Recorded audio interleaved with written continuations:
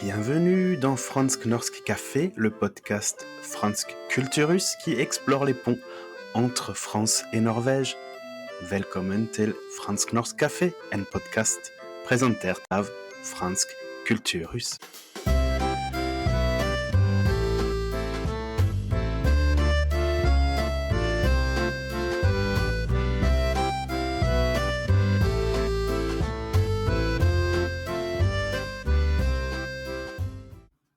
Bonjour, nok en episode av Fransk Norsk Café-podden. I dag har jeg gleden av å ønske Vibeke Knop Raslin velkommen. Hun norsk journalist og forfatter bosatt i Paris i mer enn 50 år, og har i en årrekke vært korrespondent for norske medier der.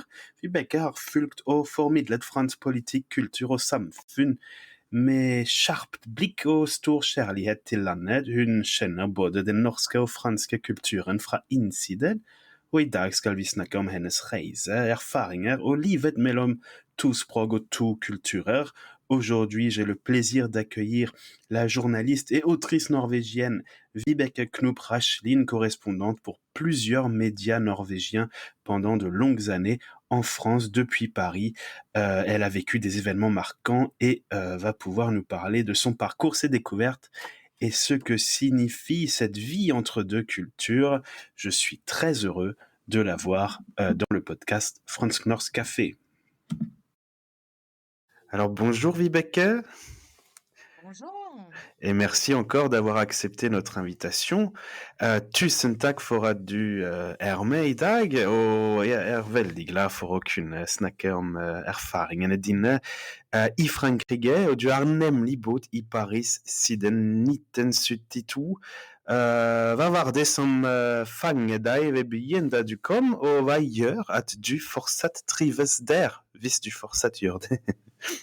Det aller første inntrykket mitt var at Paris var helt overveldende. Byen var så stor, og det var så utrolig mange mennesker der, fordi at der jeg vokste opp, det var på østkanten i Oslo, helt inntil en stor skog, og det var langt fra lignende tilstander, så jeg ble helt overveldet og litt redd i begynnelsen. Ok, og det gikk litt og litt, det gikk bedre og bedre etter hvert? Hvor lenge tid? Jeg vennet meg til det, og så spurte du meg om hvordan jeg trives i dag, og det sier seg jo selv at siden jeg har bodd her så lenge, så trives jeg godt. Ja, fantastisk. Og hvordan gikk det å lære seg fransk? Kunne du fransk før, eller startet det i 1972 og fremover? Jeg hadde hatt fransk på gymnaset, men det var i tillegg til engelsk og tysk, så jeg var ikke så veldig opptatt av å lære meg fransk godt. Men så fikk jeg tilbud om å være au pair i en fransk familie, og det var der jeg lærte fransk. Og det gikk i 3 etapper, vil jeg si. Okay. Først begynte jeg å forstå litt grann av det de sa, og så turte jeg å si 2 setninger selv, kanskje litt mer etter hvert. Og helt til slutt så klarte jeg å lese, og helt enda senere enn det, å skrive fransk. Så det gikk i forskjellige etapper. Ikke sant. Og nå kan du selvfølgelig norsk, fransk, og det andre språk som du bruker ofte eller regelmessig? Nei, og det litt pussig, fordi nå snakker jeg, som du sier, omtrent bare norsk og fransk, og det betyr at min engelsk, som var meget god for lenge siden, den i ferd med å bli litt dårligere. Og nå sier folk til meg at jeg har en fransk aksent på engelsk. Den bra, den jo bra. Så når du tenker på forholdet mellom Norge og Frankrike, hva din mening om det? Hvordan synes du at det går mellom våre to land? Nå vil jeg jo si at forholdet bedre enn på mange år. Det toppet seg jo da Macron var på offisielt besøk i Norge i sommer, Ja. Og nå det jo underskrevet en veldig viktig avtale mellom Norge og Frankrike som gjør at det skal bli enda mer samarbeid. Så nå vil jeg jo si at det forholdet helt rosenrødt. Ja, men så flott, da. Det fantastisk å se på det med så positivt blikk. Og det noen sånn liten misforståelse du tror at nordmenn flest har om fransk kultur? Ja, Jeg legger merke til at det mange nordmenn som tror, uten å vite bedre, at franskmennene, særlig parisere, veldig arrogante. ja, Og det jo feil. Det bare det at du må nærme deg parisere og franskmenn på en spesiell måte. Du må, hvis du kommer i en butikk eller møter noen, så må du si bonjour på ja, fransk. ikke Så sant? kan du eventuelt gi til kjenne at du må gå over til engelsk, at du ikke forstår fransk. Men hvis du bare buser inn og snakker engelsk, det går dårlig. Ja, det går dårlig, ikke sant? Og hvilken sånn glemt styrke mener du fransk kultur har, som nordmenn kunne lære mer av? Det noen der du... Fransk kultur veldig rik. Ok, For det første så den jo rik historisk med alt Frankrike har vært igjennom, og alt som har alt fra revolusjonen til helt frem til i dag, da. Det så mye å ta av, og bare det jo historien, og så har du alt det andre. Du har kulturen, litteraturen, ja, det ja. veldig, veldig mye å ta av, og det tror jeg kanskje ikke nordmenn helt klar over. Nei, ikke sant? Og hvis vi tenker omvendt, tror du franskmenn kunne lære litt mer av norsk kultur? Har du tenkt på den blikk før? Absolutt. Og jeg så en morsom artikkel bare for noen dager siden, Ja, der de trakk frem norsk friluftsliv. ja, Fordi tidligere har det vært veldig mye snakk om hygge, som ikke bare norsk, da, men et skandinavisk ja, ikke konsept. sant? Og denne gangen så trakk de frem særlig Norge med hensyn til at nordmenn så mye ute i naturen og får så mye igjen for det.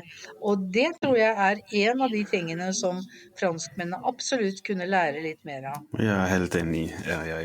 Men har du, hvordan i dag, i 2025, forholdet til natur i Paris? Går folk... I Paris så det jo altså, der vil jeg si at det skjer ting. Fordi at Paris jo en storby, det kommer vi ikke fra. Men det har hun jo fått en del kritikk for, da. Men ordføreren i Paris, Anne Ja, Hidalgo, har jo absolutt villet gjøre Paris til en grønnere by. Og det skjer gradvis. For eksempel nå alle de små gatene hvor det skoler, så skal det plantes grønne trær og busker og ikke sant? eventuelt blomster, og trafikken skal forbys, sånn at skolebarna skal kunne gå ut på gaten Ja, uten å være redde for å bli rammet av noen biler. Og det et av mange tiltak som gjør byen grønnere etter hvert. Og ok. det en positiv utvikling som jeg Ikke har sant? fått oppleve i de årene jeg har vært her. Ja, absolutt. Så du har fulgt og formidlet, som jeg sa i presentasjonen, du har jo fulgt fransk politikk, kultur og samfunn i mange år, og du jo kjent som journalist og forfatter. Kan du fortelle oss om den største sak som du har dekket i Frankrike som journalist, og hva du har lært ut av den, hvis du kan velge Ja, en sak? Ja, altså den største, eller de største sakene, for det blir ikke bare én Ja, som jeg har dekket mens jeg har vært her, det har vært terrorisme. ja, ikke Det sant? blitt min spesialitet på en måte. Ja, Og nå jo det dessverre ganske i søkelyset igjen, for nå det 10 år siden attentatene i Paris 13. november Ja. i 2015 mot blant annet konsertstedet Bataclan. Ja. Så det har vært kanskje den aller viktigste saken jeg har holdt på med, og det jeg var veldig glad for å også oppleve var den store, helt utrolige rettssaken som Ja. kom etter attentatene, og som varte i 8 måneder, tror jeg, Ja. og hvor de som var blitt rammet, ofrene, virkelig fikk lov til å fortelle om sine opplevelser, og det var veldig sterkt å Ja, oppleve. ikke sant. Ikke sant, selvfølgelig det jo den største steg, og nemlig du har jo skrevet både kommentarer, artikler, bøker, sagprosa. Hvordan balanserer du i selvskrivingen mellom å formidle fakta og å fange den mer sånn stemningsfulle, personlige siden av kultur og språk? Hvordan gjør du det? Vi journalister, vi lærer jo at vi ikke skal bruke jeg. Vi skal ikke si jeg opplevde det, og jeg var der, Ikke og sant. jeg gjorde det. Men som forfatter står jeg mye friere. Ja. Så for eksempel i min siste bok, som handler om nok et terrorangrep som var i Paris i 1982, Ja. der har jeg brukt jeg-formen og Ja. beskrevet hvordan jeg selv for det første var på den restauranten før terrorangrepet, og etterpå fulgte med i etterforskningen og traff til slutt den terrorsiktede i fengsel. Ja, ikke sant. Ja. Som norsk journalist i Paris, du har jo sett medienes rolle fra flere perspektiver. Hva mener du den største forskjellen mellom fransk og norsk journalistikk? Det noen forskjell, eller ikke? Ja, det absolutt en forskjell.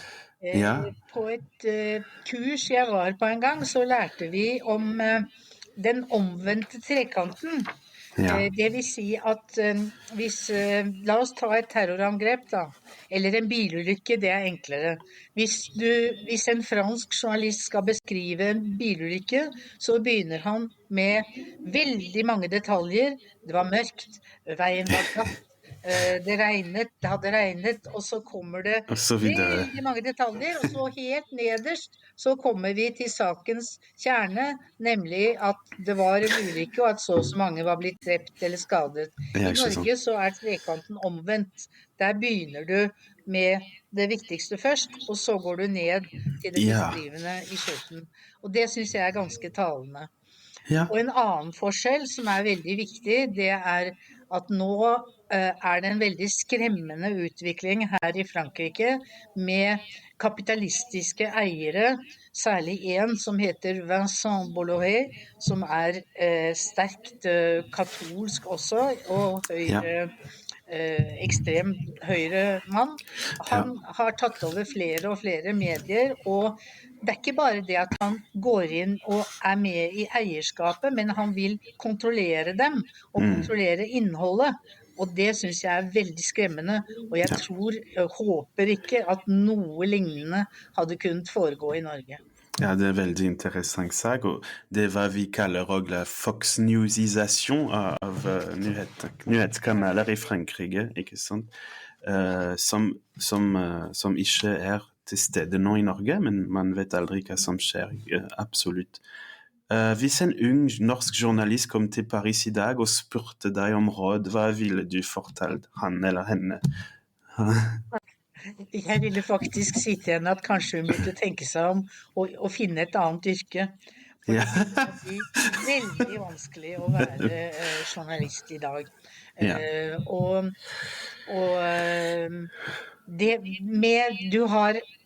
Du har for eksempel kunstig intelligens, som i ferd med å virkelig bryte inn i vårt arbeid og gjøre det Det kan være en hjelp på mange måter, ja, men det er Ja. også skremmende Mm. hvor mye det tar over og på en måte bestemmer agendaen vår og måten vi arbeider på. Ja. Og så har du, som jeg nevnte, i hvert fall her i Frankrike, da, sånne situasjoner som at det er kapitalistiske interesser som tar helt over.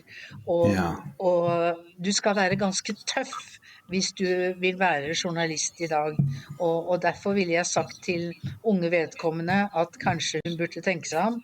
Men på en annen side, det finnes jo ikke noe morsommere yrke, så Nei, ikke jeg ville sant. også oppmuntret henne. Ok, så det var litt mer optimistisk i hvert fall, men man kan kun være enig med deg, og det gjelder også mange ulike bransjer. Siste spørsmål på norsk. Jeg som franskmann som har blitt bosatt i Norge i mange år, vi har ofte, vi franskmenn, den følelse at alt som skjer i Frankrike er dekket av journalister, eller i hvert fall aviser i Norge, som ikke har så mange forbindelser med Frankrike, og som ofte bruker for eksempel britiske kilder for å snakke om Frankrike. Og vi føler av og til at vi mangler litt sånn ekte norsk kilder som er bosatt i Frankrike, eller som dekker franske nyheter. Hva synes du om det? Er det riktig hva jeg sier nå, eller er det bare... Det er dessverre riktig, og det kommer ganske enkelt av at det ikke finnes korrespondenter Ok. her lenger. Det var jo for mange år siden da, så var det jo korrespondent både for NRK og Ja, Dagbladet og Aftenposten og ja, andre nyhetsmedier. Og så plutselig, gradvis, så forsvant de aller fleste ok. og flyttet seg til Brussel. Ja, Og så er det ikke så mange igjen der heller. Så du har helt rett i at ok.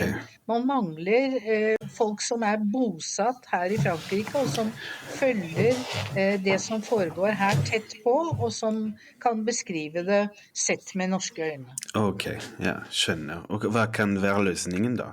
Å finne nye Nei, jeg folk, tror eller? dessverre ikke det er, Nei, jeg tror dessverre ikke det er noen løsning på det, ok. fordi at norske medier vil ikke lenger ha korrespondenter her. De anser at Paris for eksempel ikke lenger er midt i nyhetsbildet, og Ja, at de ja, derfor ikke trenger å ha noen her.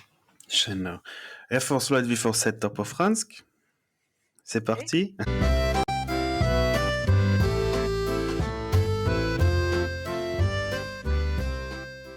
Allez, c'est parti.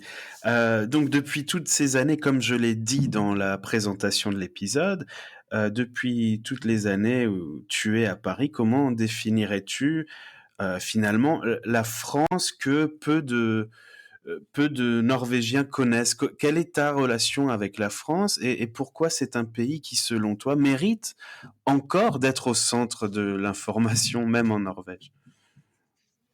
Bah, d'abord, la France est extrêmement accueillante. On peut avoir, c'est un peu ce que je disais tout à l'heure en norvégien, on peut avoir l'impression que les Parisiens en particulier sont un peu froids, un peu Ouais, distants, mais il faut les connaître et il faut se mêler à eux. ouais, Même quand on vient en tant que touriste, c'est pas si compliqué d'aller dans un bistrot, de discuter avec des Français. Même en anglais, ils vont avoir des surprises parce ouais. que maintenant, il y a de plus en plus de Français qui parlent l'anglais. Il faut juste les, comment dirais-je, Oui, les solliciter un petit peu, les inciter l'activer. à parler un peu et être un peu sympa avec eux. Et à ce moment-là, ça marche mieux. Et puis, je dirais aussi que les Français sont parfois un peu compliqués, c'est vrai. Il Oui, faut savoir un peu les déchiffrer parce que ils, euh, ils ont l'impression, on a l'impression que ils sont pas très ouverts, qu'ils ok. sont Mais ça, c'est au début. Oui, Quand on les connaît un peu, au contraire, ce sont des livres ouverts. oui, c'est ça qui s'est bien dit. Est-ce que vous pourriez raconter un instant personnel, je sais pas, une journée, une promenade, un café, où vous vous êtes dit, je suis vraiment entre deux cultures. Je suis maintenant à la fois norvégienne et française finalement. Est-ce que... Ben, oui, c'est un peu. Je vais raconter une petite anecdote puisque Mhm. j'ai eu l'honneur de recevoir euh, comment dirais-je, d'être nommée chevalière de Oui, l'Ordre national des arts et des lettres récemment, oui, et absolument. la cérémonie avait lieu à l'ambassade de France à Oslo. Oui. Et j'ai réussi, entre guillemets, à arriver en retard, presque un quart d'heure. Ah, ça c'est Et français, oui. l'ambassadrice s'est marrée et elle a dit: «Ah, vous êtes devenue française en plus». Ah oui, là oui, Et c'est c'est... vrai que c'était pour moi, je ne sais pas pourquoi j'ai eu un tel retard, et c'était pour moi quelque chose qui était inconcevable a priori, parce qu'en tant que Norvégienne, je sais bien qu'il faut être très précis, C'est surtout en vrai. Norvège. Ah, ça, c'est une belle anecdote et en plus très récente, effectivement, et félicitations pour cette distinction, hein. On l'a dit avant l'épisode, mais qui est tout à fait normal pour quelqu'un comme vous. Euh, Si on devait organiser un dîner franco-norvégien, quel plat français et quel plat norvégien proposeriez-vous à vos invités? Alors, comme plat français, je crois que les Norvégiens apprécient beaucoup le bœuf bourguignon parce que ça Oui, cuit dans le vin pendant longtemps. Donc, je crois que ça, c'est une bonne idée. Et puis, ouais, moi, personnellement, j'apprécie beaucoup justement les plats qui ont cuit longtemps et où la viande est très tendre et très ouais, bonne. oui. Et comme plat norvégien proposé aux Français, euh, peut-être du fårikål. Ah, C'est un peu pareil, c'est la viande qui a oui, cuit longtemps et qui est très tendre. Et puis ce mélange de la viande d'agneau ou de mouton oui, avec des choux, ça surprend beaucoup. c'est vrai. Et ils trouvent ça, je l'ai fait, je l'ai servi plusieurs fois à des Français et ils aiment beaucoup. Ils aiment. Bon, bah, c'est bien. C'est vrai que il faut peut-être sortir de la réputation sophistiquée de la cuisine française, parce qu'effectivement, la cuisine quotidienne, elle est assez proche finalement de la cuisine norvégienne, et il faut pas se mettre de Voilà, pression. Ouais, je suis d'accord. voilà. Vous remarquez qu'il y a une proximité là entre les deux plats, c'est la Absolument, cuisson longue. absolument. Alors, on vous connaît surtout comme journaliste, correspondante pour beaucoup de médias norvégiens en France et autrice aussi de livres, à la fois d'enquêtes journalistiques et de livres, on en parlait avant, sur un thème qui, vous êtes devenu un peu spécialiste du thème du terrorisme, j'ai envie de dire hélas, mais c'est un peu, c'est un peu votre spécialité maintenant, en tout cas pour le public norvégien. Et vous avez observé la France à travers le regard d'une journaliste norvégienne. Est-ce que ce double regard a permis de voir des choses que d'autres ne voient pas? Peut-être, oui. C'est vrai qu'on voit les choses avec une perspective différente. Et puis, c'est une question d'entraînement aussi, parce que Ouais, justement, dans ma carrière journalistique, on m'a toujours dit, vois les choses, essaye de voir les choses avec des yeux norvégiens. Donc, c'est ce d'accord. que j'ai essayé pendant toute ma carrière journalistique. Parfois, j'ai peut-être pas réussi parce que, Ouais, comme le disait l'ambassadrice, je suis devenue trop française, c'est ça. mais quand même, j'ai essayé. Ok. Est-ce que d'ailleurs vous avez... Non, vous n'avez pas la nationalité française? Non, pas Non, encore, mais j'envisage envisage, de la ouais. demander maintenant. Ouais, ce serait symboliquement une belle chose, effectivement, ouais. D'autant que c'est maintenant possible d'avoir les deux en Norvège. Enfin, pour les yeux norvégiens. Pendant longtemps, c'était pas possible d'avoir une double Voilà, nationalité. c'est pour ça que Ouais, je l'avais pas demandé, parce que exactement. je ne voulais pas perdre ma Non, nationalité bien sûr, norvégienne. bien sûr. Est-ce que le métier de correspondant à l'étranger a changé, vous pensez, depuis vos débuts? Et si oui, comment? Ah bah, il a complètement changé. Ça a commencé pendant que je l'étais. Par exemple, la manière, beaucoup au niveau de la technique. Hmm. Mes premiers articles, je les dictais par téléphone à quelqu'un en Norvège qui, Ouais. en plus, c'était rigolo parce que c'était un monsieur qui était très fort pour la langue, en langue norvégienne et il se permettait de me corriger, tu vois. Ouais, Il me d'accord. disait: «Non, non, non, il faut pas dire ça, il vaut mieux dire ça» et D'accord, ouais, cetera. je vois. Et je savais que je pouvais lui faire confiance, Ok, que ça allait améliorer les choses. d'accord. Et bon, maintenant, tout se fait de manière électronique, c'est ultra rapide, on Ouais. envoie le texte, les images, et cetera. Et je plains mes confrères de la télévision qui doivent tout faire eux-mêmes, Ouais. c'est-à-dire non seulement raconter ce qui se passe, mais s'occuper de l'image et du son, etc. Donc, franchement, il faut être euh, très bon technicien aussi. Ok, oui, absolument. Est-ce que vous pensez que l'intelligence artificielle et le regroupement des moyens, on a parlé avant en norvégien, vous disiez que les journaux, par exemple les grands médias norvégiens, préféraient maintenant avoir uniquement des correspondants à Bruxelles et pas à Paris pour un peu centraliser aussi les informations de l'Europe de l'Ouest. Est- Est-ce que tout ça, c'est une évolution naturelle ou vous le regrettez? Je regrette qu'il n'y ait pas de confrères à Paris Oui, parce que, en plus, on n'était pas très nombreux oui, et on déjà, était oui. amis, donc on Oui, se bien sûr. voyait régulièrement, et même si on était concurrents aussi. Et puis je trouve que c'est important d'avoir des personnes, des correspondants implantés pas seulement à Paris, mais partout dans le monde. Ouais. Malheureusement, évidemment, c'est une question de coût aussi. Oui, bien sûr. Je comprends que les médias non plus tout à fait les moyens, donc Ouais. c'est dommage, mais je crains que malheureusement, il n'y a pas de possibilité de faire autrement. Oui, il n'y a pas de solution miracle absolument.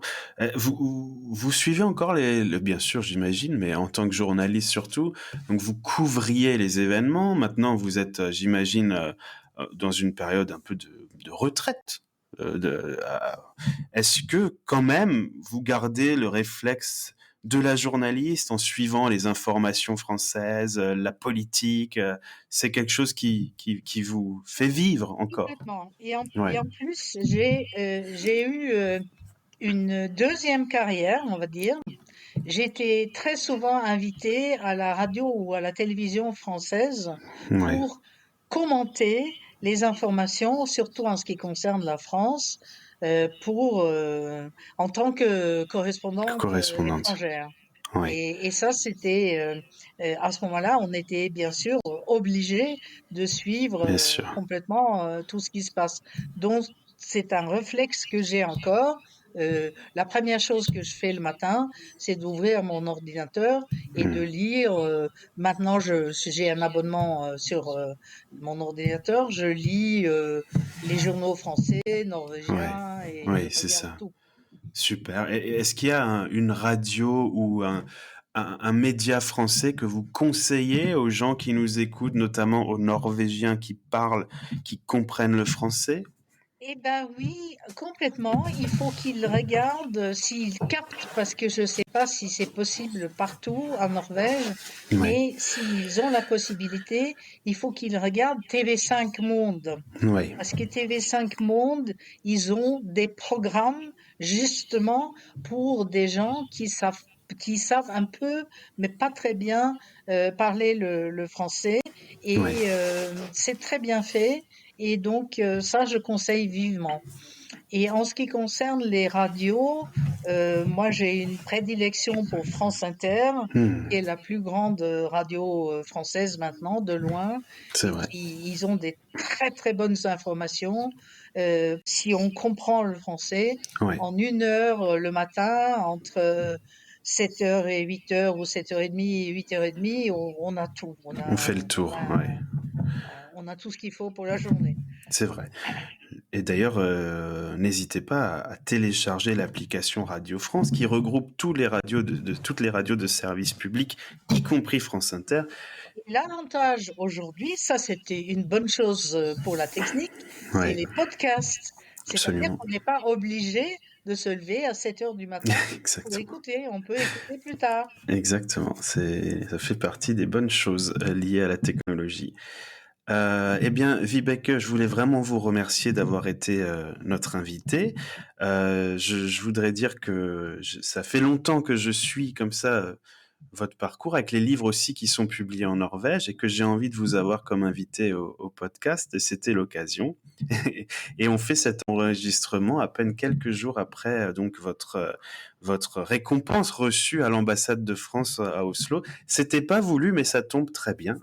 Donc niveau timing. Bon, bah merci Et, beaucoup alors. eh bien, merci à vous et j'invite tout le monde à découvrir vos livres, bien sûr, sur tous les sites norvégiens qui les proposent. Et je crois que vous avez aussi publié un livre en français. Est-ce que je me trompe?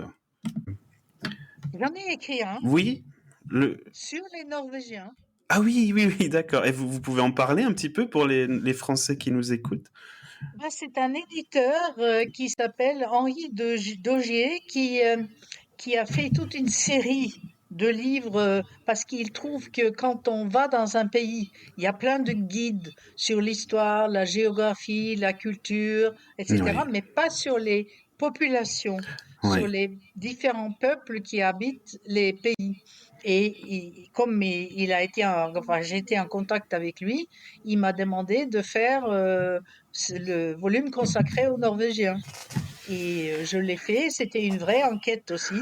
Je oui. suis allée en Norvège et il voulait absolument, parce qu'il était très fasciné par le nordique noir, comme on dit, Ah donc oui, il voulait que je parle avec des auteurs de polar. oui, bien sûr. Donc j'ai fait des interviews avec pas mal d'auteurs de polar norvégiens qu'on peut retrouver dans le livre. Eh bien, écoutez, ça me paraît être une très bonne lecture pour nous tous qui écoutons le podcast. Merci en tout cas, Vibeke. Et je vous souhaite une très bonne continuation entre Paris et la Norvège. Merci et bonne journée. Et, et au revoir à tous. À bientôt pour un prochain épisode.